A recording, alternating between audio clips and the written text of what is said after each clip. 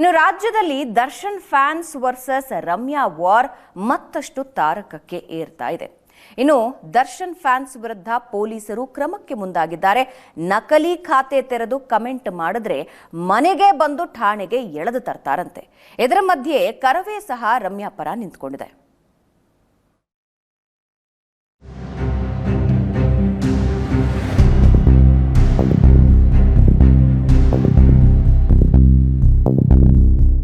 ಕೆಟ್ಟದಾಗಿ ಮೆಸೇಜ್ ಮಾಡೋರಿಗೆ ಮುಂದೈತೆ ಮಾರಿ ಹಬ್ಬ. ನಕಲಿ ಖಾತೆ ತೆರೆದು ಕಮೆಂಟ್ ಮಾಡಿದ್ರೆ ಹುಷಾರ್. ತಮ್ಗೆ ತಾವೇ ಡಿ ಬಾಸ್ ಫ್ಯಾನ್ಸ್ ಅಂತ ಹೇಳ್ಕೊಂಡು ಅಭಿಮಾನದ ಹೆಸರಲ್ಲಿ ಕೆಲ ಪುಂಡ ಪೋಕರಿಗಳು ಸಾಮಾಜಿಕ ಜಾಲತಾಣದಲ್ಲಿ ತೀರಾ ಕೆಳಮಟ್ಟಕ್ಕೆ ಇಳಿದು ಬಿಟ್ಟಿದ್ದಾರೆ. ಅದು ಎಷ್ಟರ ಮಟ್ಟಿಗೆ ಅಂದ್ರೆ ತಲೆಯೊಳಗಿನ ಮೆದುಳನ್ನೇ ಬದಿಗಿಟ್ಟು ಸಾಮಾಜಿಕ ಜಾಲತಾಣದಲ್ಲಿ ವಾರಿಯರ್ಸ್ ರೀತಿ ಪೋಸ್ಟ್ ಕೊಡ್ತಿದ್ದಾರೆ. ಅಂತವರಿಗೆ ಬಿಸಿ ಮುಟ್ಟಿಸೋದಕ್ಕೆ ರಾಜ್ಯ ಪೊಲೀಸ್ ಇಲಾಖೆ ಮುಂದಾಗಿದೆ.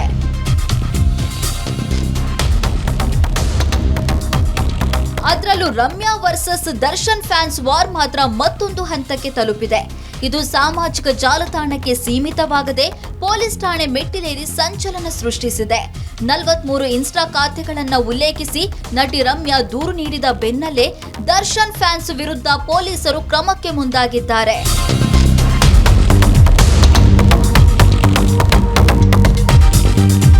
ರಮ್ಯಾ ಮನೆಯಲ್ಲಿ ಪೊಲೀಸರಿಂದ ಮಹಜರ್. ಈಗಾಗಲೇ ನಟಿ ರಮ್ಯಾ ಮನೆಗೆ ಕೇಂದ್ರ ವಿಭಾಗದ ಸೈಬರ್ ಪೊಲೀಸರು ಭೇಟಿ ನೀಡಿ ಮಹಜರ್ ಮಾಡಿದ್ದಾರೆ. ರಮ್ಯಾ ಅವರು ಯಾವ ಸಿಸ್ಟಂನಲ್ಲಿ ಕಮೆಂಟ್ ನೋಡಿದ್ರು, ಯಾವ ಐಡಿಗಳಿಂದ ಕಮೆಂಟ್ ಹಾಗೂ ಪೋಸ್ಟ್ ಮಾಡಲಾಗಿತ್ತು ಅಂತೆಲ್ಲ ತನಿಖೆ ಮಾಡ್ತಿದ್ದಾರೆ. ಈಗಾಗಲೇ ಮೆಸೇಜ್ ಮಾಡಿದ ಐಡಿ ಸಮೇತ ಇನ್ಸ್ಟಾಗ್ರಾಮ್ಗೂ ಪೊಲೀಸರು ಪತ್ರ ಬರೆದು ವರದಿ ಕೇಳಿದ್ದಾರೆ. ಇನ್ಸ್ಟಾಗ್ರಾಂನಿಂದ ರಿಪ್ಲೈ ಬಂದರಷ್ಟೇ ಮಾತ್ರ ಪೊಲೀಸರು ಮುಂದಿನ ತನಿಖೆ ಕೈಗೊಳ್ಳಲಿದ್ದಾರೆ ಅಂತ ಹೇಳಲಾಗ್ತಿದೆ.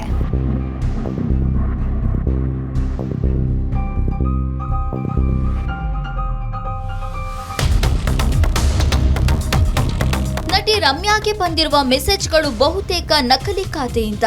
ಹೀಗಾಗಿ ಪೊಲೀಸರು ಎಲ್ಲ ಆಯಾಮಗಳಲ್ಲೂ ತನಿಖೆ ಮಾಡ್ತಾ ಇದ್ದಾರೆ. ರಮ್ಯಾ ದೂರು ದಾಖಲಿಸ್ತಾ ಇದ್ದಂತೆ ಕೆಲವೊಬ್ಬರು ತಮ್ಮ ಅಕೌಂಟ್ ಅನ್ನೇ ಡಿಲೀಟ್ ಮಾಡಿದ್ದಾರೆ ಎನ್ನಲಾಗಿದೆ. ದರ್ಶನ್ ಫ್ಯಾನ್ಸ್ ವಿರುದ್ಧ ಸಿಡಿದೆದ್ದ ಕರವೇ. ಇನ್ನು ನಟಿ ರಮ್ಯಾ ಬೆಂಬಲಕ್ಕೆ ದೊಡ್ಡಮನೆ ಕುಟುಂಬ, ರಾಜ್ಯ ಮಹಿಳಾ ಆಯೋಗ, ಕೆಲ ಸ್ಯಾಂಡಲ್ವುಡ್ ನಟಿಯರು ನಿಂತಿದ್ದಾರೆ.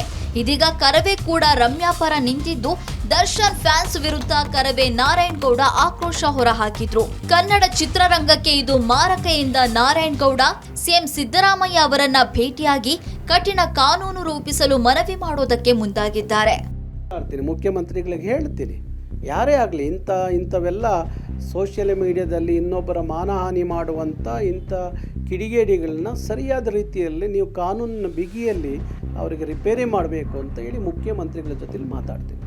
ರಮ್ಯಾ ಅವರ ಸೋಷಿಯಲ್ ಮೀಡಿಯಾ ಖಾತೆಗಳಿಗೆ ಅಶ್ಲೀಲ ಮೆಸೇಜ್ ಪ್ರಕರಣವಂತೂ ಹೊಸ ತಿರುವು ಪಡೆದುಕೊಂಡಿದೆ.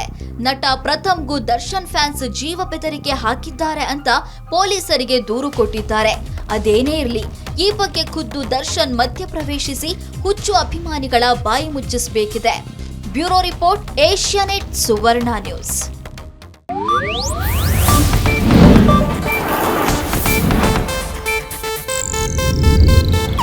ಇದು ಏಷ್ಯಾನೆಟ್ ನ್ಯೂಸ್ ನೆಟ್ವರ್ಕ್ ಪ್ರಸ್ತುತಿ.